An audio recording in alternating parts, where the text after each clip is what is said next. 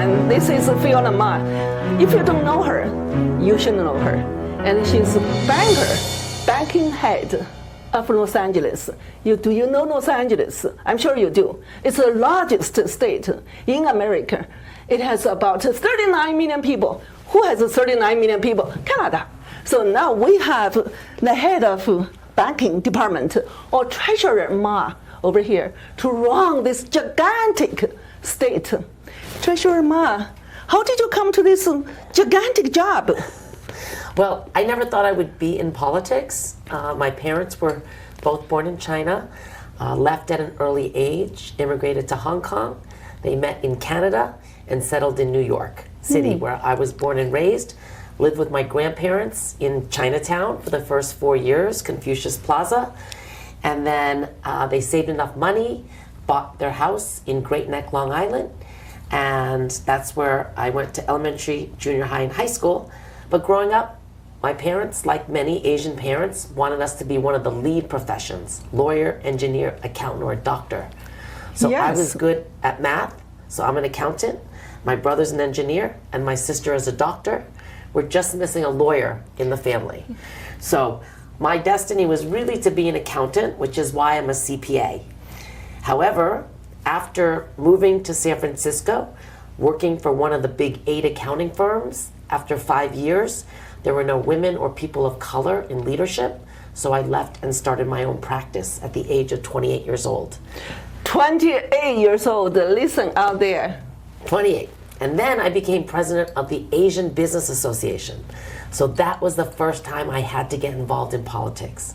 To go to San Francisco City Hall, Sacramento, Washington, D.C., to advocate for more women and minority small business contracts. That's where it started, but then I started to notice that there were not a lot of women or Asians in elected office. And so that made me think, well, why not? Well, because our parents don't typically want us to go into politics. No. And so my grandfather was a minister. And I think my mother was always about giving back, about volunteering, about the community. Whereas my dad was more focused on money, right? Making money, making sure we're set for life, buying a home, retirement, pay all of the that. rent. Yeah, so I have two sides, you know? I have my mother who is, you need to do more, volunteer, community, public service, and then my dad who said, you know, you need to have a profession, an accountant. Accountants will always have a job in life. So I've got a good mix from my parents, but the stronger calling is public service. I like to help people. I like people. I like to hear their stories. I like to see what they're doing. I want to be able to help them achieve and be successful. So that's why I love what I do right now. Because public service involves a lot of giving your time, your energy, and popularity. Maybe not everybody, thinks that's, you should do. So can you tell us along the way, what's the biggest setback, or you think, why I'm doing this? Well, I think people think politicians, that this is a fancy job, that it's glamorous every day, that we make a lot of money. But as the banker for the 5th largest economy, $3 trillion comes into my office, I make $170,000. Are you crazy? No, that's government. Government does not pay these lucrative salaries. I don't get any overtime. So when you see I work 7 days a week, I go all over, I don't get paid overtime.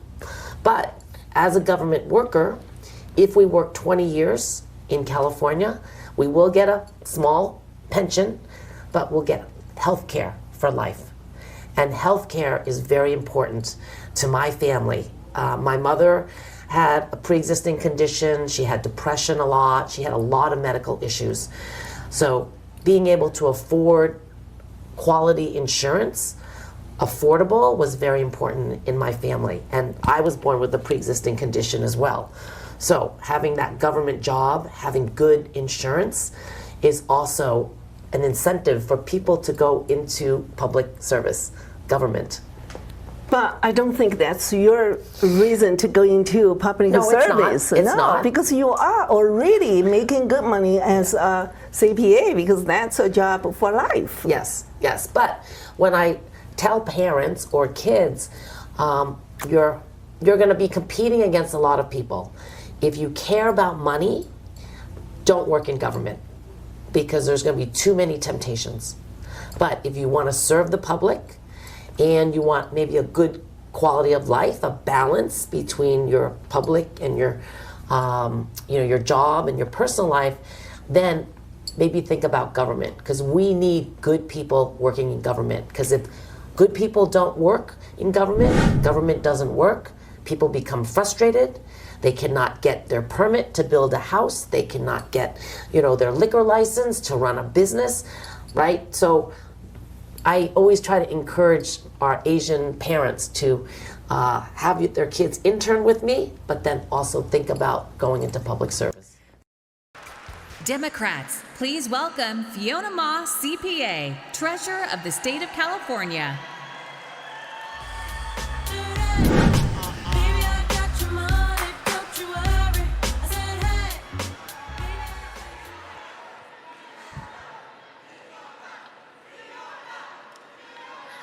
Hello, fellow Democrats. I am proud to stand here as your 34th state treasurer. So I'm in my 30th year in government. I started out with Senator John Burton in 1995, and then got elected to the San Francisco Board of Supervisors in 2002 in the Chinese seat, Chinese district. I was the only Asian and only second woman out of 11 members. Then I served in leadership in the state assembly for 6 years, served on the State Board of Equalization and another tax board for 4 years, and then treasurer in 2018, and then reelected in 2022. So I've been doing this for a while. I took the steps just like a good Asian does, learning along the way. And now I'm going to be running for lieutenant governor next year. And if I get elected, I will be the highest Asian ever in the state of California to serve since 1849. That's 176 years. We have never had an Asian governor, Asian lieutenant governor. How can we help you? Well, I need more votes, so thank you for introducing me to more people. And then I need to raise money, because it takes money to get my message out. I need to do TV ads. I need to mail to constituents, letting them know who I am. So anything helps, everything helps. But for the Asian community, we really need them to register to vote, and we need them to show up and vote. It has taken 100 years to see someone like you to become our spokesperson. You have done everything we did, going to the right school, going to get a job, and then you went to public service. You walked every step. Yeah. There's nothing airborne. So every single thing you did with your track record. So you have wonderful track record for your re-election or for your election going to lieutenant governor. Yes. But people support you not only for your past, they support you because we have a future together. Could you share the future if you became lieutenant governor? What we can benefit as Asians and people of California? Yes. So the lieutenant governor sits on the UC Regents Board, California State University Board, as well as Community College Board. So it's all about education. And I have 3 degrees. I've got a bachelor's in accounting from the Rochester Institute of Technology, a master's in taxation from Golden Gate University, and an MBA from Pepperdine. And my parents, or my dad, instilled in us the value of education. That education is the way we can succeed and move up in life, especially here in the United States. So education, education, making sure that we retain the quality of our public schools, It'd be nice if we can reduce the tuition because it is getting very expensive. But I am also a real estate tax accountant. And so I want to build more housing on the college campuses so that we can accept more students, because people want to come to California because of our diversity. We speak over 200 languages. We are the state of immigrants. So we value immigrants, we promote, we support, and I always say if you want to achieve the American dream, California is the state you should come to. Whereas other states now, you maybe cannot buy property. You cannot get health care, right? They're taking away a lot of the rights. But in California, because of our large immigrant population and our values, we're compassionate, we're caring, we want to work hard, we're entrepreneurial. This is where people should come. Yes, education. Education, and also California is the largest state in terms of size. Yes. And diversity, I agree with you. New York is very diverse, but when you come to California, oh my God, it's much wider selections of all kinds of nationalities and languages as well. Yes. So education is number one. Yep. And then you talk about property. Yes, people come over here, they hope to be able to afford living. As long as you live, we have to have a house overhead. Right. Yes. And then I have to ask you a question. With a lot of homeless over here, so when you become lieutenant governor, what are you going to do to help with the homeless? Because they also feel the pain of, being exposed to natural disasters, heat, cold. Yes. Cannot even have a decent hygiene. Yeah, so homelessness is very complicated, but it got worse after COVID. Yes. When people were home, they lost their jobs, and I always remind people, how much savings do you have? Not a lot of people save anymore. And so if you don't have savings and you get an illness, or you get into an accident, or you lose your job, what happens? You start living in your car, and then if your car gets towed, then you're gonna live in a shelter, and then sometimes the shelters are dangerous, right? They're not clean, right? And so then they move to the street, and because Governor way back when Governor Reagan, when he was the governor, he closed a lot of the mental health facilities. So a lot of our homeless population does have mental illness issues. Yes. However, they can't get services fast enough.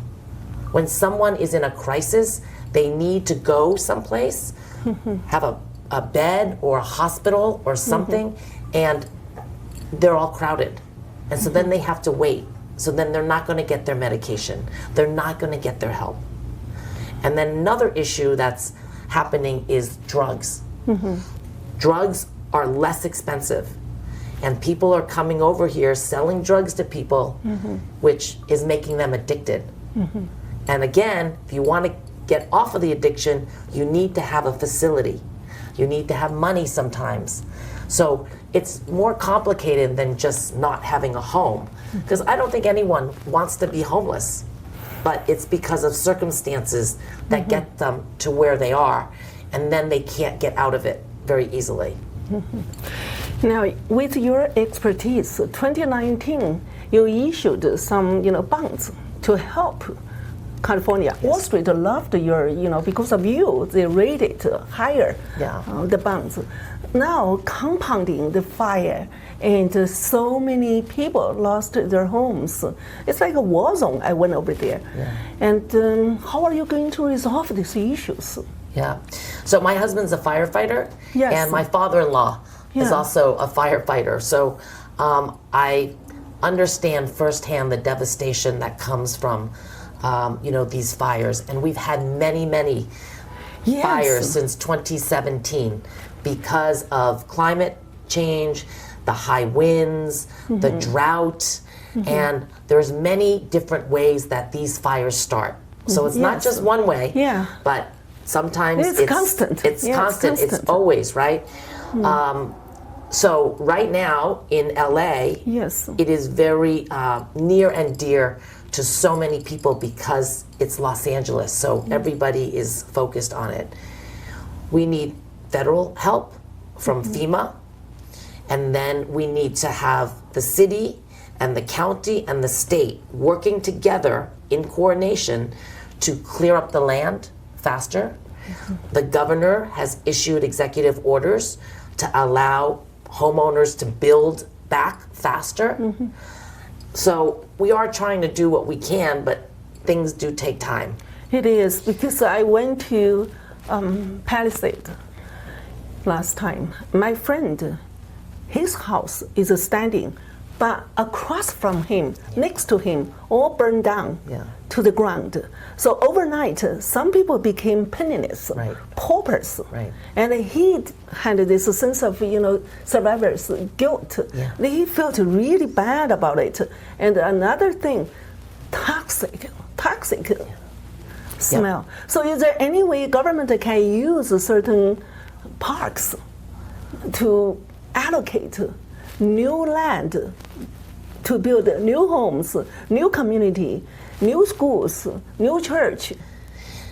Yes. Is that possible? Well, there's funding like through my office. So if any health facility burned down or damaged, we have 0 interest loans.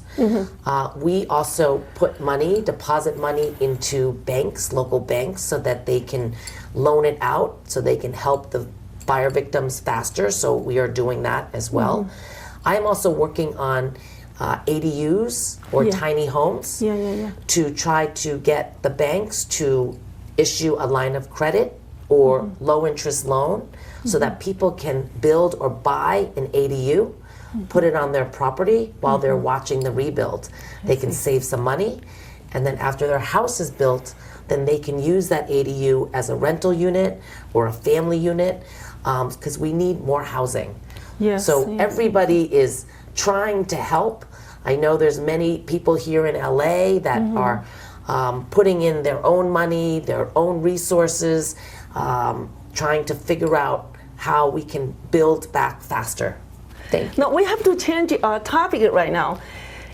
I met with you 4 times now. It's all an entertainment event. One is our iconic actress, Liu Xiaoqing, who came over here. You gave her an award. Yeah. And then in Kong, San Francisco, to raise money for cultural events. And you were there as well. And then for another one, TCL Chinese Theater, you were supporting a local production. Yep. And then tonight, it's another support. So are you thinking entertainment to combine your charisma and your passion for entertainment with your financial strength? Yes. Well, Nobody has that. 2 great things come together. so my mother was an artist, Okay. and she taught public art for 20 years. So I understand how hard it is to be an artist, because they're so talented, but they're not good business people. Yes, So- creative. Very creative, but they don't tend to manage their money well. They don't know how to sell and to, do the business, the marketing end. So that's why I'm always supporting the arts first, because I feel like those artists, they're talented, they want to, to perform, but we need to support them. So that's why I go to a lot of art events. I would like you to share with our audience, with $100,000, you guys produced a movie. And that movie actually got shown in the theaters. Yeah. Well, it wasn't me. It was my friends. They just You played a produced- part. I had a little cameo in a movie called Everyone Asked About You, and it was done for $100,000. And if you see it, I think you'll be very impressed. was shocked. Yeah. And so John Lacey, the director, he's done many films before. And then the lead actress has also been an actress for many, many years. But this film is a film about child actors in Hollywood, but also the mistreatment of women that is Yes. still happening, even after the Me Too incidences. But it's still happening because, you know, we're just not vigilant, and we forget, and we don't monitor, and we don't say again, right? Because people get scared. So I've been working on domestic violence and human trafficking and sexual assault for 25 years now. And so when I heard about this film, I was in it, and then I got to know John and Rachel a little better and all of the actors on the set. And it was a very small production, but it felt very safe. It Yes. felt supportive, that I actually encouraged more young people to participate. So Joshua Tin is 17 years old now, and he did the main composition, the main musical score, and he also won an award so far. But to have young people, minors under 18, work with adults, they have to feel safe, and it has to be a supportive environment. And so that's what I love about this movie, is not only the theme, but the people are walking the walk. Yes, that's so wonderful. When I was watching it, I felt this is the kind of movies we should produce for independent films, under budget, but we have our voice heard. Now, if you become Lieutenant Governor, are you going to put some funds aside just to support entertainment like this on the community level? Well, And to have our voice heard, Yes. like mom and daughter. Yeah, well, so back in 2006, when I first got elected to the state assembly, we were competing with other states for filming. And Hollywood, we're known in California for Hollywood. Yeah, for the capital filming. of the entertainment. But companies were leaving. Actors and people working were leaving for Georgia at Yeah. the time. So we passed a film tax credit to try to encourage them to come back. And we did that in 2007. Then we passed another film tax credit in 2011. And then more recently, I think in 2018, the third film tax credit. And then the governor now has agreed to double it, because he wants to bring more People filming come back. Because I know the biggest studio right now was built in New York. Yeah, see, other Yeah. states, because it's money making. Yes. It's an economic And it's tourism. generator. It's tourism. When someone sees a city or a state, then they want to go see it. Yes, You know, yes. they want to walk the same path. They want to take pictures in front of a building or, you know, a restaurant. They want to Yes. eat there. That's what films do, and that's And also why it's they get important. 30% up to 40% tax credit Yeah, as well. yeah. So you will support. Absolutely. Thank you. Yes. Thank you so much.